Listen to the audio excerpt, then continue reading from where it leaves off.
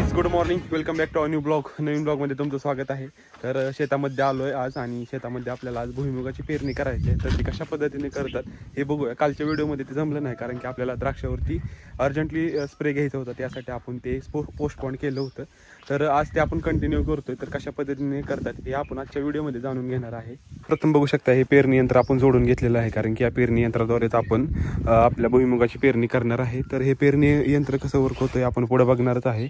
आणि याच्या आधीच्या व्हिडिओमध्ये पण आपण एक्सप्लेन केलेलं आहे ज्वारीच्या पेरणीच्या वेळेस, मकाच्या पेरणीच्या वेळेस हे कसं वर्क होतं. हे तुम्ही पाहिलं नसेल तर खाली मी मेन्शन केलेले आहेत व्हिडिओ, तुम्ही त्याच्यावरती क्लिक करून पाहू शकता. तर इकडे बघू शकताय जे आपल्याला इसेन्शियल खत आहेत ते आपण मिक्स करून घेतलेले आहेत आणि ते ठिक्यामध्ये भरलेले आहेत. ते ठिके आपण ह्याच्यासोबत नेतो आणि जसे इथं बघू शकताय या कप्प्यामध्ये आपण खत भरतो. हे इथं तुम्हाला दिसत असेल हे खत भरलेलं आहे आणि इथं आपण बियाणं टाकतो. हे कप्पे असेल इथं आपलं शेंगदाण्याचं बी टाकतो आपण आणि याच्यामध्ये आपण खत टाकलेलं आहे. तर ते खत कसं जातं तर बघू शकता हे कप्पे भरलेले आहेत. तर हे जे मागची चेन आहे ते फिरते. ते फिरल्यानंतर हे दिसतं तुम्हाला चकत्या त्या फिरल्या जातात. इथं बघू शकता त्याचं कंट्रोल आहे. हे चेन फिरली की ह्या चकत्या फिरतात आणि हा खत आहे तो ह्याच्यामध्ये पडतो. आणि हे बघू शकता हे कप्पे ते फिरल्यामुळे हे भरले जातात आणि ह्या होलमध्ये पडतं ते. आणि हे होलमध्ये काय होतं हे पाईप तुम्हाला दिसत असेल, या पाईपाद्वारे असंच खाली जमिनीमध्ये येतं. आणि सेम बी पण इथं बघू शकता तुम्हाला इथं चकत्या आहेत त्या तुम्हाला दिसत असतील. ह्या ज्या चकत्या आहेत त्या चकत्यामध्ये हे बी अडकतं आणि तसंच हे फिरल्यानंतर खताबरोबर बी पण खाली येतं. आणि इकडं बघू शकताय आणि हे समोर अशा पद्धतीने रेष पडली जाते इथं. आणि रेष पडल्यानंतर ते बी इथं पडलं जातं आणि मागून लगेच माती लावण्याचं काम सुद्धा होतं. बघू शकता ही पट्टी आहे, मग असंच ते माती लावत येते आणि हे जे हे रेष पाडण्याचं काम करतं आणि इथून खत आणि बी एका प्रमाणात पडतं आणि त्याच्यानंतर त्याच्यावर माती लावली जाते. तर अशा पद्धतीने हे पेरणी यंत्र वर्क होतं. तर कोणते खत वापरलेत आणि बियाणं कोणतं हे आपण याची माहिती घेऊया. समोर बघू शकता इथं आपण खत मिक्स केलेलं आहे आणि तो टिक्यामध्ये भरलेला आहे. आणि हेच टिक्या आपण ट्रॅक्टरवरती ठेवून नंतर जिथं आपल्याला पेरायचं आहे तिथं घेऊन जाणार आहे. म्हणजे जसं त्यातलं खत संपेल आपल्या पेरणी यंत्रामधलं तसं आपण त्याच्यामध्ये फिल करतो आणि बियाणं पण सेम आपण तसंच घेऊन जातो. तर त्याच्यामध्ये खत कोणतं वापरलं हे थोडंसं लिहून घेतलं आपण कारण की आपल्या लर्निंग स्टेजमध्ये आपण शिकतो आणि रोज नवीन गोष्टी शिकतोय. तर थोडंफार नॉलेज आलेलं आहे, पण उगीच चुकीची माहिती देण्यापेक्षा मी ते योग्य पद्धतीने लिहून घेतलेलं आहे. तर मी याच्यामध्ये आपण 1846 वापरले, त्याच्यामध्ये स्फुरद आहे, तसंच zinc sulphate, magnesium sulphate, single super phosphate, Bensulf म्हणजे गंधक आणि त्याचबरोबर बोरॉन वापरलेलं आहे. आणि ह्याला बुरशी लागू नये म्हणून बियाण्याला आपण ट्रायको आणि सुडो हे किलोला 5 ग्रॅम वापरलेलं आहे. थोडं विसरते गाईच, समजून घ्या. तर याच्यामध्ये आपण बघू शकता हे तुम्ही एवढं आपण वापरलेलं आहे. तर बियाण्याला बुरशी लागू नये म्हणून जसं आपण हरभऱ्याला ते करून घेतलं होतं प्रक्रिया बुरशी लागू नये म्हणून, तसंच सेम आपण आपल्या भुईमुगाला करून घेणार आहे. त्यासाठी आपण सोडो आणि ट्रायको हे किलो मागं 5 ग्रॅम एवढी पावडर वापरणार आहे. त्याच्यामुळे जी बुरशी असतात त्या नष्ट होतात आणि आपलं बी आहे ते चांगल्या पद्धतीने उगवतं.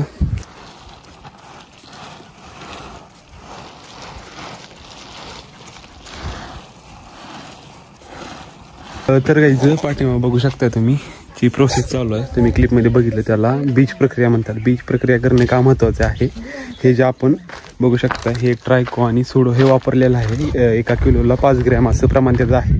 तर हे काय करतं बुरशी नाशक आहे.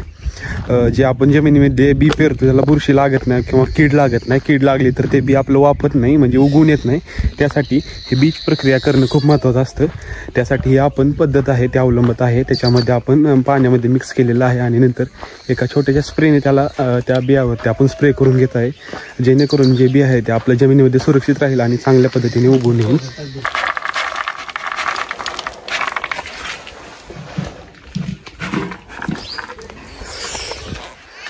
तर मित्रांनो आपण पेरणी यंत्रामध्ये जे आपलं भुईमुगाचं बी आहे ते आपण भरून घेतलेलं आहे. त्याला बीज प्रक्रिया केली आणि त्याच्यानंतर आपण ते आपल्या पेरणी यंत्रामध्ये लोड केले. आता आपण ज्या प्लॉटमध्ये पेरायचं आहे त्या प्लॉटमध्ये आपलं पेरणी यंत्र आणि ट्रॅक्टर घेऊन जाणार आहे आणि त्याचं अंतर किती आहे काय हे व्हिडिओ शेवटपर्यंत कळेल आणि किती एकर पेरणार आहे हे पण कळेल. त्यासाठी व्हिडिओ शेवटपर्यंत पहा आणि चॅनलला नवीन असाल तर जरूर सबस्क्राईब करा. समोर बघू शकताय आपण बियाणं आणि खत घेऊन पेरणी यंत्रासोबत आपल्या त्या प्लॉटमध्ये जाणार आहे. तिकडं आपल्याला कांद्याच्या प्लॉटमध्ये भुईमुग पेरून घ्यायचं आहे. आणि या भुईमुगाचं बी आहे वेस्टर्न 20 हे आपण यूज करतोय. आणि सुरुवातीला आपण विकत आणलं होतं, त्यानंतर आपण घरचंच बी तयार केलेलं आहे. तर तिथं आपण आता पेरून घेणार आहे. तर कशा पद्धतीने पेरणी यंत्र वर्क होते हे मी अजून एकदा दाखवतो, कारण याच्या आधी आपण आधीच्या व्हिडिओमध्ये पाहिलं आहे. तरी पण आपण आज अजून एकदा बघूया कशा पद्धतीने वर्क होतंय ते. हा आपला प्लॉट आहे 1 एकराचा, ज्याच्यामध्ये आपण भुईमुग पेरणार आहे. ट्रॅक्टर आलेला आहे. तर हे नांगरून रोटरून उन्हामध्ये तळू दिलेलं आहे. उन्हामध्ये तळू देणं चांगलं असतं. तर आता ह्याच्यामध्ये आपण पेरणी करणार आहे. तर कशा पद्धतीने पेरणी करतात हे व्हिडिओच्या शेवटपर्यंत कळून जाईल, त्यासाठी व्हिडिओ शेवटपर्यंत पहा. तर काही समोर बघू शकताय पेरणी चालू झालेलं आहे. थोडंसं ॲडजस्टमेंटचं काम चालू होतं. ते करून आपण योग्यरित्या बी पडतंय का हे चेक करतो. आणि बी कसं पडतं हे आपल्याला इथं दिसते.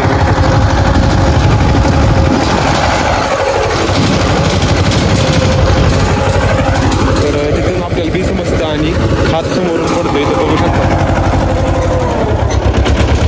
समोर बघू शकता अशा पद्धतीने हात खाली पडतो. आणि ते दोन्ही कंबाईन होऊन या पाईपातून हे तुम्हाला इथं खाली दिसत असेल, इथं पडतं ते.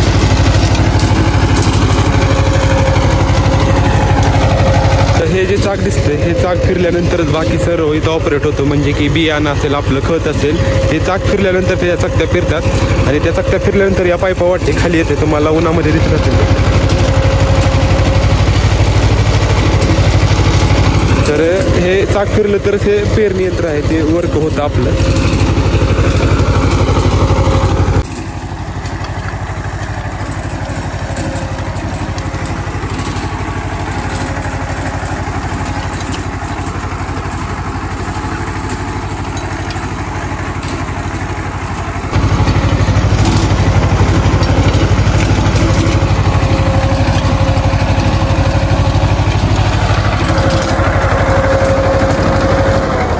तर काही तुम्हाला पाठीमागे दिसत असेल 1 2 3 हे असं 3 पट्ट्यामध्ये आता पेरून झालेलं आहे. आणि इकडं ट्रॅक्टर चालू आहे. तर आता असं टर्न घेऊन मग सरळ इकडं सेम असं आपण करत 1 एकर आपलं पूर्ण करणार आहे. तर हे साधारणतः आज दिवसभरामध्ये होईल पेरून, कारण की आता लंच ब्रेक होईल ह्यांचं 2 वाजता लंच झाले, 1 तास सुट्टी.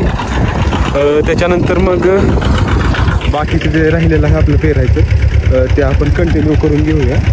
आणि आजच्या आज आपल्याला संपवायचं आहे टास्क. तर बघू आता कशा गोष्टी होतात, कारण की थोडंसं ॲडजस्टमेंटला वेळ जातो आहे. कारण की काही ठिकाणी जास्त घुसतं आहे ते पेरणी यंत्र, काही ठिकाणी कमी. ते त्याच्या स्प्रिंगा जे असतात ते ॲडजस्ट करावं लागतात आपल्याला.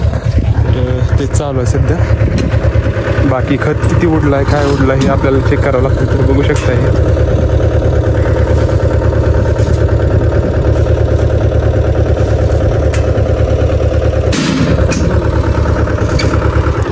हे प्रत्येक 1 चक्करला आपण चेक करतो, जेणेकरून जे खत बी आहे ते व्यवस्थित प्रकारे किंवा प्रमाणात पडतंय का हे आपल्याला कळलं पाहिजे. त्यासाठी आपण चेक करतो. तर चालू आपलं हळूहळू पेरणी. तर काही समोर बघताय जे 2 पण आहेत आपले, त्याच्यामधलं अंतर आपण 18 इंच म्हणजे साधारणतः 1.5 फूट ठेवलेलं आहे. इतर बाकी जण आहेत ते 15 इंच ठेवतात. आपण फक्त 18 इंच ठेवलेलं आहे, म्हणजे 1.5 फूट ठेवलेलं आहे. कारण की जे पेरतोय आपण ते पेरल्यानंतर आपल्याला खुरपणीसाठी खर्च येऊ नये म्हणून आपण हे 18 इंच अंतर ठेवलेलं आहे. त्यानं काय होईल तर आपल्याला नंतर ट्रॅक्टरनेच कोळपता येईल, त्यासाठी हे आपण 18 इंच अंतर सोडलेलं आहे. आणि आपल्याला असंही लेबर खर्च आहे तो कमी करायचा, त्यासाठी आपण ही टेक्निक वापरलेली आहे.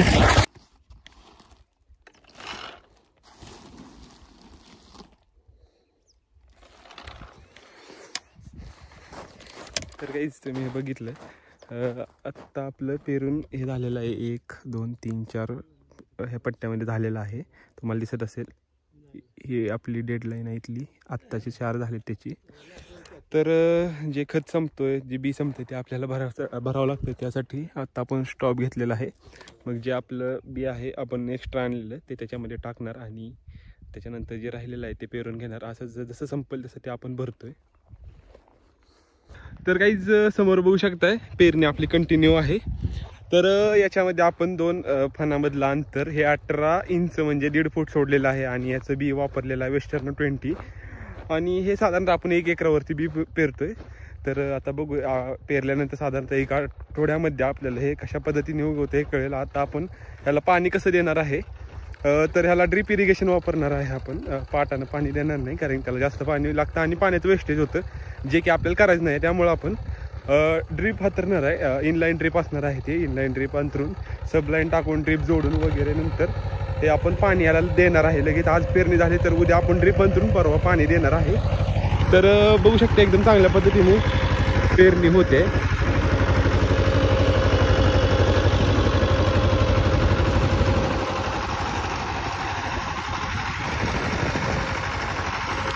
तर या व्हिडिओमध्ये तुम्ही बघितलं पेरणी कशा पद्धतीने होते.